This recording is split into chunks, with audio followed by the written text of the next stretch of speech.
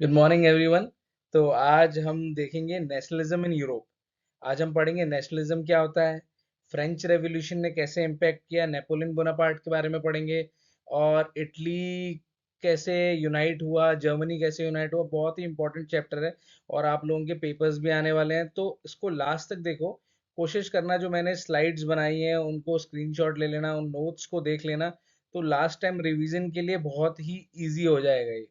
ठीक है, तो सबसे पहले हम देखते हैं कि नेशनलिज्म है क्या। नेशनलिज्म का हिंदी मतलब होता है राष्ट्रवाद। मतलब नेशनलिज्म क्या है? नेशनलिज्म है एक फीलिंग, एक प्राइड फीलिंग है नेशन के लिए, जो आपके मन में आती है ना। जैसे भाई राष्ट्रवाद क्या है, आप एक देश को कैसे, आप देश के लिए, अब जैसे भारत है, भारत के लिए हमारी प्राइड फीलिंग है, हम सारे एक हैं, यूनिटी है, लॉयल्टी है, तो उसे बोलते हैं नेशनलिज्म। मतलब राष्ट्रवादी देश के लिए एक प्राइड फीलिंग। ठीक है, अब देखो, how was Europe structured before the 19th century से पहले क्या था। जो वो था, जो कंट्रीज थी ना, मतलब यूरोप था, वो डिवाइड था एम्पायर्स में। वहां पे बहुत सारी एम्पायर्स थी, जैसे ऑस्ट्रेलियन एम्पायर थी, ओटोमन एम्पायर थी, तो इन सब में ना डिवाइड था। जो यूरोप था ऐसे डिवाइड था, स्पेसिफिक कंट्रीज नहीं थी। तो उसके बाद धीरे धीरे कंट्रीज बनना चालू हुई। तो सबसे पहले कौन सा इवेंट, सबसे पहले नेशनलिज्म का कॉन्सेप्ट आया कहाँ से, पहले वो सीखो। पहले नेशनलिज्म का कॉन्सेप्ट आया सबसे पहले ये फ्रेंच रेवोल्यूशन से। फ्रेंच रेवोल्यूशन से नेशनलिज्म का कॉन्सेप्ट आया 1791 में। ठीक है, जो फ्रेंच रेवोल्यूशन हुआ था वहां फिर नेशनलिज्म की फीलिंग आई थी, डेमोक्रेटिक राइट सबको मिले थे। तो आपने पढ़ा ही होगा नाइन्थ में, तो वहां सबसे पहले नेशनलिज्म जो था वो नेम और उसका कॉन्सेप्ट इंट्रोड्यूस हुआ था। अब हम आगे देखेंगे। ये देखो, ये फ्रेंच रेवोल्यूशन की फोटो है, फ्रेंच रेवोल्यूशन में। और देखो, अब देखो इम्पैक्ट ऑफ फ्रेंच रेवोल्यूशन और नेशनलिज्म। अब नेशनलिज्म कैसे इम्पैक्ट किया फ्रेंच रेवोल्यूशन में। पहले आइडिया ऑफ लिबर्टी आया, भाई सबके लिए फ्रीडम, इक्वलिटी आया, सब बराबर है। फ्रेटर्निटी आया, भाई लोगों के बीच में भाईचारा आया हुआ, यूनिटी आई लोगों के बीच में। ठीक है, और फ्रेंच रेवोल्यूशन से क्या हुआ, इंस्पिरेशन फॉर यूरोपियन रेवोल्यूशन। अब भाई कोई भी रेवोल्यूशन होता है वो किसी लिए से इंस्पायर करता है, तो फ्रेंच रेवोल्यूशन से और भी जो एम्पायर्स हुई थी वहां पे लोगों को इंस्पायर किया इसने। और देखो क्या होता है अब, राष्ट्रवाद से समझो। अब जैसे हमारा देश है, अगर भारत को कहा जाए, तो हम भारत को कैसे जानते हैं, उसके फ्लैग से जानते हैं। मतलब हमारे लिए फीलिंग कहाँ से आती है, उसके फ्लैग से जानते हैं, नेम से जानते हैं, कॉन्स्टिट्यूशन से जानते हैं, नेशनल एंथम से। तो वही है। तो पहली बार फ्रेंच रेवोल्यूशन में ना एक फ्लैग का कॉन्सेप्ट आया, नेशनल एंथम बना, कॉन्स्टिट्यूशन बना। तो ये सारी चीजें ना हमें देश से जोड़ती हैं। और क्या हुआ, मोनार्की अबॉलिश हुई। मोनार्की क्या होती है, जो राजाशाही थी ना वो अबॉलिश हुई। मतलब एक there was a king who used to rule the empire, तो वो चीज बंद हुई। तो अब हम आगे देखेंगे। देखो नेपोलियन जो था, नेपोलियन का बहुत अच्छा कॉन्सेप्ट था। नेपोलियन को कह सकते हो, कुछ लोग उसको हीरो मानते हैं, कुछ लोग विलन मानते हैं, बट नेपोलियन नेपोलियन जो था उसने इस कॉन्सेप्ट को ना और वाइड किया। नेपोलियन ने क्या क्रिएट किया, नेपोलियन क्रिएटेड नेपोलियन कोड, जिसमें वो लॉज लेके आया फॉर इक्वलिटी, प्रॉपर्टी राइट्स पे लॉज लेके आया। तो ये सारे कॉन्सेप्ट जो है ना, वो नेपोलियन ने इंट्रोड्यूस किए थे। उसने फ्रीडम को और ज्यादा इलेबोरेट किया। पर सबसे मेनली क्या हो गया, नेपोलियन ने क्या गलत किया था, उसकी ना, उसकी जो पॉलिसी थी और ज्यादा एक्सटेंड करने की अपने एम्पायर को, उसने और ज्यादा वॉर्स लड़े, ये सब लड़े। तो उस चीज ने ना नेपोलियन को एक तरीके से अब हीरो से उसको विलन बना दिया कई लोगों के लिए, उसकी इस पॉलिसी की वजह से। Spread French revolution but also cause Wars across Europe. काफी यूरोप में ना वॉर्स बहुत सारे किए उसने, बहुत सारी कंट्रीज जीती। देखो, कॉन्कर्ड इटली, जर्मनी, स्पेन को उसने कॉन्कर्ड किया, वो हुआ। बट उसका वो आखिरी में बैटल ऑफ वाटरलू में उसका मतलब ये जो एक्सटेंशन जो पॉलिसी थी उसकी, वो वहां पे खत्म हो गई थी। वो मेनली क्या था, रशिया के साथ उसका जब वॉर हुआ, तो वो उस टाइम पे जो उसकी जो आर्मी थी, मतलब ये out of the syllabus fact है, बट उसकी जो आर्मी थी वहां पे जाके वो स्ट्रक हो गई थी because of that cold season. वहां के लोगों को तो आदत थी, बट इस आर्मी को आदत नहीं थी। तो ये जो वहां पे हो गया था वाटर बैटल ऑफ वाटरलू में, नेपोलियन की, नेपोलियन हार गया था। अब देखो, अब यूनिफिकेशन ऑफ जर्मनी, मैं जैसे आपको बताया था ना कि पहले एम्पायर्स होती थी, पहले नेशन नहीं होते थे। तो जर्मनी कैसे इमर्ज हुआ, देखो पर्शियाज लीडरशिप, देखो ये प्रुशिया अंडर बिस्मार्क। जो बिस्मार्क है ये याद रखना, बिस्मार्क का नाम हमेशा याद रखना। इसने ये इटली के यूनिफिकेशन में इनका बहुत नाम था। इन्होंने ही मतलब इटली के यूनिफिकेशन में सारा काम किया। Takes the lead in unification. Austro Prussian war, conflict with Austria to assert dominance. Franco Franco Prussian war, war against France to unify German states, जो जर्मन स्टेट्स उसको यूनिफाई किया। बिस्मार्क जो था वो असला मतलब उसने डिप्लोमेटिक टाइज भी किए, तो अलायंस बनाए उसने। और मेजरली जहाँ पे जर्मन एम्पायर हुआ, प्रोक्लेम्ड इन 1871। 1871 में जो जर्मनी था वो एक मतलब एक कंट्री के तौर में आ गया, यूनिफाइड हो गया। अब देखो, अब आगे देखेंगे। अब देखो, अब जर्मनी जो हुआ वो यूनिफाइड हुआ, तो अब इटली भी कैसे पीछे रहेगा, तो इटली भी यूनिफाइड हुआ। तो अब वहां पे देखो किसने क्या किया।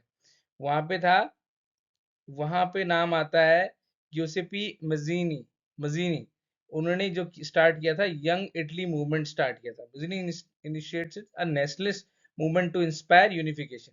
मतलब ये ध्यान रखो, जब एक एम्पायर थी, तो अब भाई कुछ होता है मतलब एक क्या होता है कि एम्पायर में रहता है, एम्पायर में बहुत सारे कल्चर्स होते हैं, बहुत सारे वो होते हैं, तो कुछ कल्चर्स के लोग अपनी कंट्री बनाते हैं।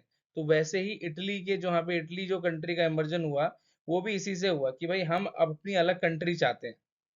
अब देखो, इसमें ये पहले ये थे, उसके बाद ये थे Count Cavour uses diplomacy to unite northern Italy. इन्होंने नॉर्दर्न इटली को अपनी डिप्लोमेसी से यूनाइट किया। अब देखो उसके बाद आए Garibaldi, sorry Garibaldi leads red shirt to conquer रदन। मतलब रेड शर्ट कुछ नहीं है, वो रेड जो उनकी यूनिफॉर्म थी वो पहनते थे वो, तो इसलिए रेड शर्ट आर्मी उनको कहा जाता था कई बार। Garibaldi's military campaign successful in southern Italy, northern वहां से हो गया, सदर्न इन लोगों ने कर पार किया। और देखो Victor Emmanuel second becomes king of unified Italy. ये पहले किंग बने। जो वेक्टर इम्यूनियल सेकंड है is crowned as the first king of Italy, जब इटली यूनिफाइड हो गया, मतलब एक कंट्री के नाम पे आ गई, कंट्री बन गई। अब दूसरा है, अब देखो, अब ये देखोगे रोमांटिसिज्म।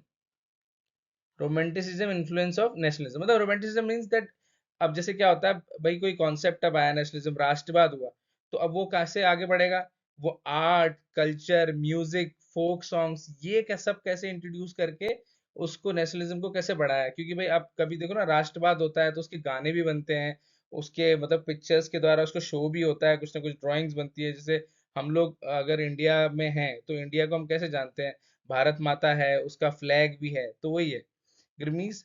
फेरी टेल्स, अब पुराने जैसे भाई फ्लोकलोर, जैसे वो होता है कि भाई कोई ना कोई वो रहता है, कोई लीडर रहता है, उसके बारे में बताया जाता है, कंट्री के सेक्रीफाइस के बारे में बताया जाता है। तो वो पुरानी कहावतें, पुराने किस्से, ये सब चालू हो गए थे। पोएम्स, पोएम्स लिखना चालू हुआ था। पोएम्स ने बहुत कुछ किया, literary works that evoke national pride and unity. मतलब क्या होता है, अब आपको अपने देश के लिए प्राइड होना चाहिए ना, just just I am proud of India, so I will work for India. तो दिस इज द कॉन्सेप्ट। यहाँ पोएम्स लिखी गई, अच्छे अच्छे गीत लिखे गए, और उसके बाद डांस हुए। कुछ डांस ऐसे हुआ था, जैसे आपने देखा होगा हमारे भी देश में बहुत सारे जो भगत सिंह पे मूवीज बनी है, उनके डांस हैं, उनके वो हैं, फोक सॉन्ग्स हैं। तो फोक सॉन्ग आए थे, traditional song that preserves culture heritage, मतलब जोड़ता है हमें। जैसे मेरे देश की धरती सोना उगले, ये सब चीजें आपने गाना सुना होगा, तो ये सब चीजें हमें जोड़ती हैं, ये यूनाइट करती हैं। तो वही वहां पे तब गाने बने हुए थे, कल्चर को बताया गया था, हमारा कल्चर क्या है, क्या चीजें हैं, हमें क्या क्या जोड़ता है। आर्ट फॉर्म जो था, बहुत सारे नेशनल आइडेंटिटी बने, नेशनल फोटोज, विजुअल क्रिएशंस हुए। म्यूजिक, म्यूजिक ने नेशनल एंथम, किसी भी कंट्री का नेशनल एंथम रहता है, वो यूनाइट करता है उसको, वो बताता है उस कंट्री के आइडेंटिफिकेशन को। तो ये चीजें थी। अब देखो, the Balkans path to independence and its आफ्टरमेथ।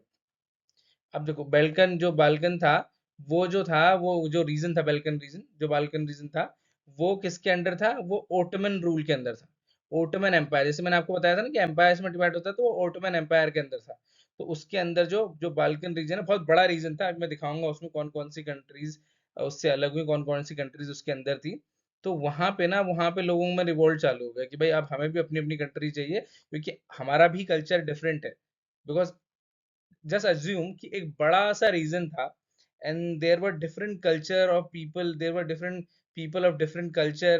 तो वो डिवाइड होना चालू हुए थे स्मॉल स्मॉल कंट्रीज में। अब इसकी इंस्पिरेशन कहाँ से? फ्रेंच रेवोल्यूशन से आई। जैसे मैंने आपको बताया था, सबसे पहले ही नेशनलिज्म का जो कॉन्सेप्ट था वो फ्रेंच रेवोल्यूशन से आया। Struggle for independence, nation Balkan Nations fought for the independence. बहुत सारे नेशंस जो अपने अपनी अपनी कंट्रीज बनाना चालू किया। उसमें क्या हो गया? रीजनल टेंशन हो गया, पोस्ट इंडिपेंडेंस टेंशन रिलेटेड। अब भाई सबने अपना अपना अलग अलग टर्म्स पे सब लोग आए, जैसे रिवोल्ट होना चालू हुआ, तो अब उस पूरे एम्पायर में एक तरह से बहुत सारे रिवोल्ट चालू हुए। अब वही एक रीजन था मेनली कि आउटब्रेक ऑफ वर्ल्ड वॉर चालू हुआ। 1914 से 1918 तक ये वर्ल्ड वॉर चला। अब देखो आप, मैं जैसे आपको बता रहा था ना, जो बैल्कन रीजन है उसमें देखो, Slovenia, Croatia, Serbia, Romania, Bulgaria, ये सब कंट्रीज उसमें आती थी। ये पूरा रीजन उसका था। कुछ कंट्रीज अभी मिस आउट है, बट इसमें लगभग कंट्रीज यहाँ मैंने शो कर दिए हैं। ये सब कंट्री उस रीजन में आती थी। अब देखो, अब nationalism, historical and model impact. अब देखो, अब सिंपल सा है। अब जस्ट अब हम इसका पूरी स्लाइड्स का सारांश लेंगे कि नेशनलिज्म असल में है क्या। राष्ट्रवाद, rise of nation state. Nation state मतलब क्या होता है? नेशन स्टेट मतलब क्या होता है?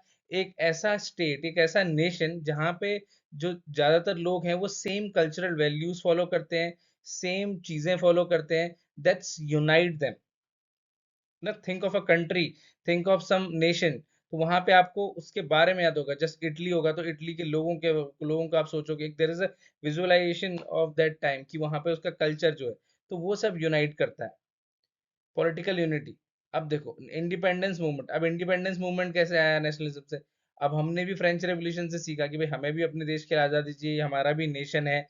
तो इंडिया में कॉलोनियल रूल के अगेंस्ट नेशनलिज्म की जो वो देश भावना की जो हमारी पॉलिसी आई, वो वहां से आई।